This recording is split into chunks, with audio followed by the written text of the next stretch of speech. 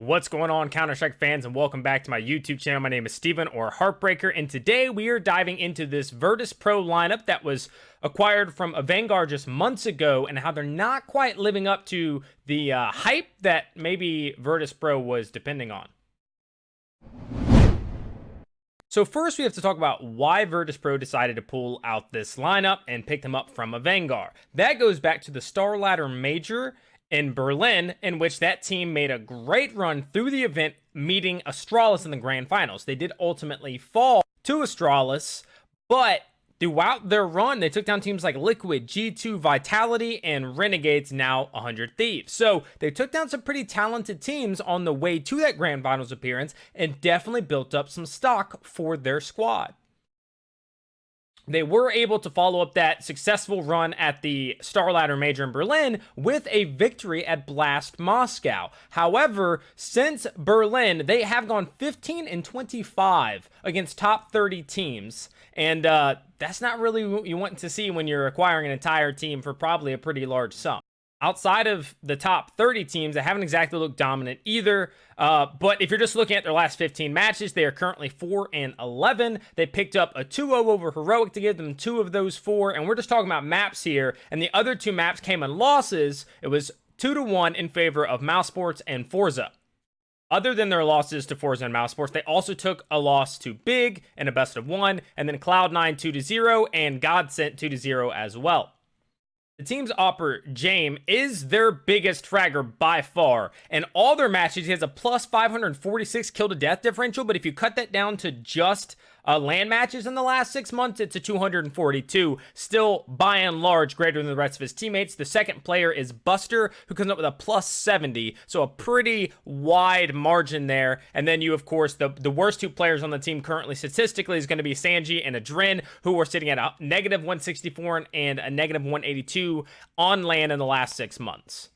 While Adren did manage to win a major alongside his Gambit compatriots back at the PGL Major in Krakow, he's not really living up to those levels at this point, and his team really needs to see that to find some sort of success. Being the bottom fragger for the team right now is definitely not what you would expect from a player that won a major just, a year and a half, 2 years ago.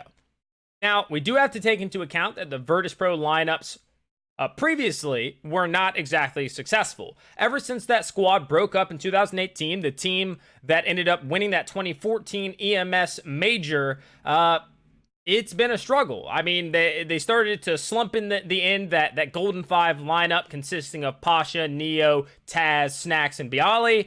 Things weren't looking so great. I finally decided to make a change. They benched Taz, but things didn't really get much better. It continued to slump. They changed the lineup a lot. They swapped players in and out, and ultimately they decided to part ways with their Polish lineup when they picked up AVANGAR. Now, that old Virtus.pro lineup was basically seen as like the gatekeepers of majors, right? They always performed pretty well at those events, and typically you had to face them in like a semifinal or a final.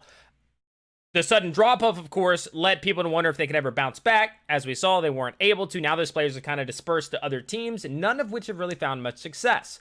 Virtus.pro, an organization that, again, has a major title under their belt, has, at one point had one of the best teams in the world for years at the start of CSGO, is suddenly not looking like they're even competitive in the top 30, and that is something very drastic for the organization.